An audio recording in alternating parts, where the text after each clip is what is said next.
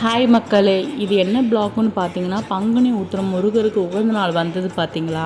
அன்னைக்கு சாமி கும்பிட்ட ப்ளாக் தான். எங்களால் போட முடியலை, அதனால் இன்றைக்கி நான் அப்லோட் பண்ணலான்னு சொல்லி இருக்கேன். என்னன்னு பார்த்தீங்கன்னா, எங்கள் வீட்டு பக்கத்தில் ஒரு வீடு ஒன்று இருக்குது. அவங்க வீட்டிலேருந்து இலைய வந்து பறிச்சுட்டு வந்தோம். எங்களுது கிடையாது, ஓசி இலை தான். பறிச்சுட்டு வந்து சாமிக்கு வந்து இலை போட்டு பொங்கல் வச்சு நாங்கள் சாமி கும்பிட்டோம். அதோட வழிபாடு தான் ஃபுல் வீடியோ நீங்கள் இப்போ பார்க்க போகிறீங்க.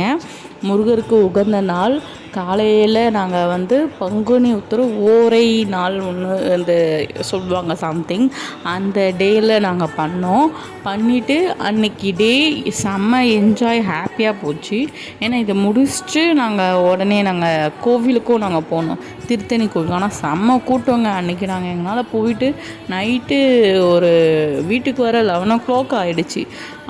அந்த 11 ஆனால் சாமியை நாங்கள் தரிசனம் பண்ணப்போ நல்லா எப்படி சொல்கிறது, அன்றைக்கி டேவே எங்களால் ஒரு பூஸ்ட் பம் மாதிரி இருந்தது. அன்றைக்கி டே ஃபுல்லாக ஒரு பக்திமயமாகவே நாங்கள் இருந்தோம், நானும் எங்கள் ஹஸ்பண்டும். ஜாலியாக போச்சு. ஏன் இவ்வளோ லேட்டாக நான் போடுறேன்னா, கொஞ்சம் ஃபோன் ஸ்டோரேஜ் ஃபுல்லாக இருந்தது. சரி, அதனால் நான் ஷார்ட்ஸ் மட்டும் தான் போட்டுட்ருந்தேன். சரி, இப்போ தான் சரி ஃபுல் வீடியோ போடலாமே சொல்லிட்டு ஃபுல் வீடியோ எடுத்து போட்டுட்ருக்கேன். மறக்காமல் இந்த வீடியோஸை ஃபுல்லாக வாட்ச் பண்ணி பாருங்கள், உங்களுக்கு நல்லாயிருக்கும். எப்படி எப்படி பண்ணணும், எப்படி நாங்கள் பண்ணியிருக்கோம், வழிபாடு எப்படி பண்ணோன்றது எல்லாமே போட்டிருக்கோம்.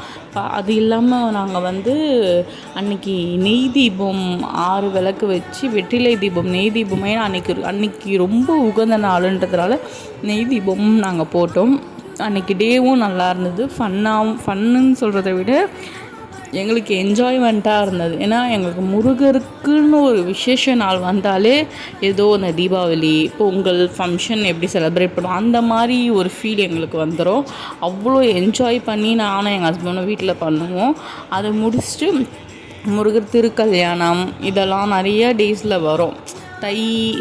தை முருகர் தை ஃபங்க்ஷன் சொல்லி வரும். அப்போல்லாம் கூட தை கிருத்திகை, அப்புறமேட்டு வந்து சஷ்டி விரதம், சஷ்டிக்கு 6 நாள் விரதம் இருக்கிறது, அதெல்லாம் நாங்கள் இருந்து அதெல்லாம் போய் நாங்கள் சாமி தரிசனம் பண்ண. திருக்கல்யாணம்லாம் கண்கொள்ளா காட்சிங்க. வாழ்க்கையில் வந்து அதெல்லாம் பார்க்குறதுக்கு முருகரோட கல்யாணம் பார்க்க நம்மளுக்கு கொடுத்து வச்சுருக்கணுங்க.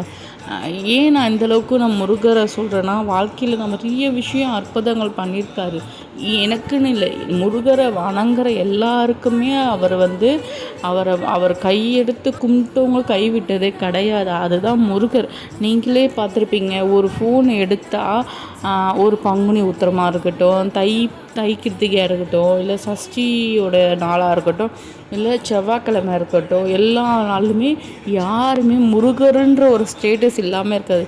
ஏன் போன வீக் செவ்வாய்க்கிழமை மண்டே வந்து அவர் பர்த்டேன்னு சொல்லிட்டு நான் ஃபோன் எடுக்கிறேன். என்னோடய ஃபோனில் ஃபுல் அண்ட் ஃபுல் இருக்கிற எல்லா பர்சனுமே முருகரோட ஸ்டேட்டஸ் தான். 1 by 1 முருகர்தாவே.